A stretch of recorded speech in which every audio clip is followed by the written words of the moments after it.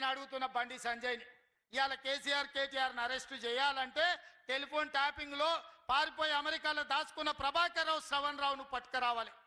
ఇది రాష్ట్ర ప్రభుత్వం చేసే పని కాదు, కేంద్ర ప్రభుత్వం హోంశాఖ చేయాలి. 10 నెలలైంది మీకు లేఖ రాసి రెడ్ కార్నర్ నోటీస్ ఇచ్చి ఆయన వివరాలు ఇచ్చి అమెరికాలో ఉన్న ప్రభాకర్ రావును శ్రవణ్ రావును ఎందుకు మీరు పట్టుకొస్తలేరు బీజేపీ వాళ్ళని నేను అడుగుతున్నా.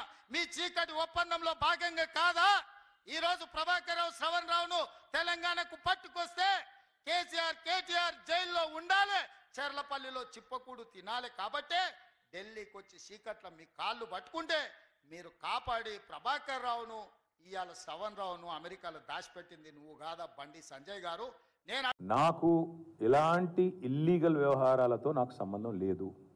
ఫోన్ ట్యాపింగ్ అని చెప్పి లీకు వీరుడు రేవంత్ రెడ్డి గారు పాపం డైరెక్ట్గా ప్రెస్ కాన్ఫరెన్స్ పెట్టే దమ్ము లేదు, డైరెక్ట్గా ఆధారాలు ప్రజల ముందు పెట్టే దమ్ము లేదు.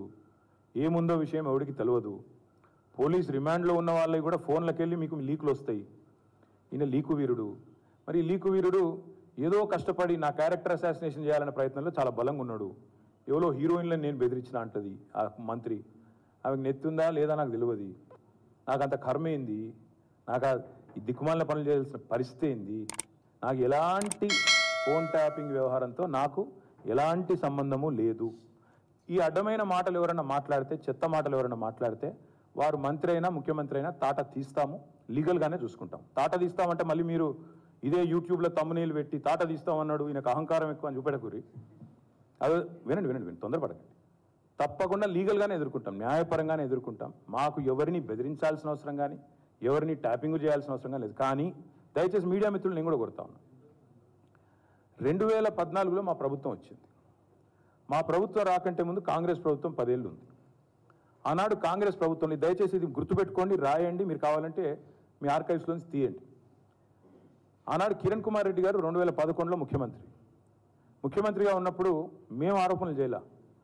కాంగ్రెస్ ఎంపీలు ఆనాడు ఈరోజు కాంగ్రెస్ ప్రభుత్వంలో మంత్రులుగా ఉన్నవాళ్ళు, ఎమ్మెల్యేలుగా ఉన్నవాళ్ళు కోమటిరెడ్డి రాజగోపాల్ రెడ్డి, డాక్టర్ వివేక్, గడ్డం వివేక్, అదేవిధంగా పొన్నం ప్రభాకర్ గారు ఈరోజు మంత్రి. వీళ్ళు ముగ్గురు ఆనాడు ఆరోపణ చేసినారు.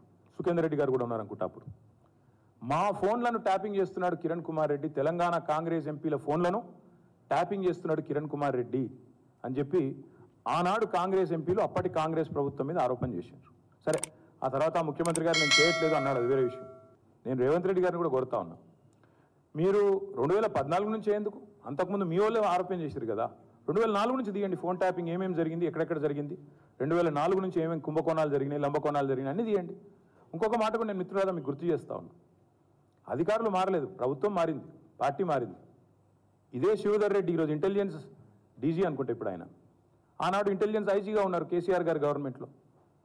ఈరోజు టీఎస్పీఎస్సీ చైర్మన్గా ఉన్న మహేందర్ రెడ్డి గారు ఆనాడు రాజశేఖర్ రెడ్డి గారి గవర్నమెంట్లో ఇంటెలిజెన్స్ ఐజీ, ఆ తర్వాత మా ప్రభుత్వంలో డీజీ, హైదరాబాద్ సిపి. మరి ఈరోజు డీజీపీగా ఉన్న రవి గుప్తా గారు ఆనాడు హోమ్ సెక్రటరీ. వీరందరూ కూడా మరి ఈరోజు మా మీద చేసే ఆరోపణలు కానీ, ఇష్టం వచ్చినట్టు ఇచ్చే లీకులు కానీ, మాట్లాడుతున్న మాటలు కానీ, ఆ రోజు అధికారుల ప్రమేయం నిజంగానే జరిగింది అనుకుంటే ఒక్క నిమిషం, ఈ అధికారులకు ఎవరికి తెలియదా, వారెవరు బాధ్యులు కాదు, ఒక కేసీఆర్ గారు మాత్రమే బాధ్యుడు అనే లైన్లో ఇవాళ ఏదైతే లీకులు ఇస్తున్నారో లీకు వీరుడు, నేను అడుగుతా ఉన్నా. మరి మహేందర్ రెడ్డి గారు, శివధర్ రెడ్డి గారు, రవి గుప్తా గారు, ఇంకా చాలామంది ఉన్నారు, సజ్జనార్ గారు అన్నాడు ఎస్ఐబి చీఫ్, వీళ్ళందరూ ఉన్నారు. మరి అధికారులే మారలేదు కదా. ఫోన్ ట్యాపింగ్ నేను డిమాండ్ చేస్తున్నా ఈ ప్రభుత్వాన్ని, మీకు చిత్తశుద్ధి ఉంటే 2004 వెళ్ళి మొదలుపెట్టు, ఏమేమి ట్యాపింగ్లు జరిగినాయి. నేను నా ఆరోపణ కాదు కదా. ఈరోజు నీ ప్రభుత్వంలో నీ పక్కన కూర్చున్న పొన్నం ప్రభాకర్ గారే ఆ రోజు ఆరోపణ చేసిండ్రు. ఏమని, ఆనాడు కిరణ్ కుమార్ రెడ్డి ప్రభుత్వం నా ఫోన్ ట్యాపింగ్ చేస్తుంది. మరి అది వాస్తవమా కాదా, బయటికి తీ, విచారణ గ్యాంబిట్ పెంచు. ఆనాడు అధికారులందరినీ పిలిపి, రిటైర్డ్ ఉన్న వాళ్ళందరినీ పిలిపి, నీ కాంగ్రెస్ ప్రభుత్వం ఫోన్ ట్యాపింగ్ చేసిందా లేదా చూద్దాం. ఇంకోటి బ్రదర్, మీరు మర్చిపోయినట్టున్నారు, నేను మర్చిపోలేదు.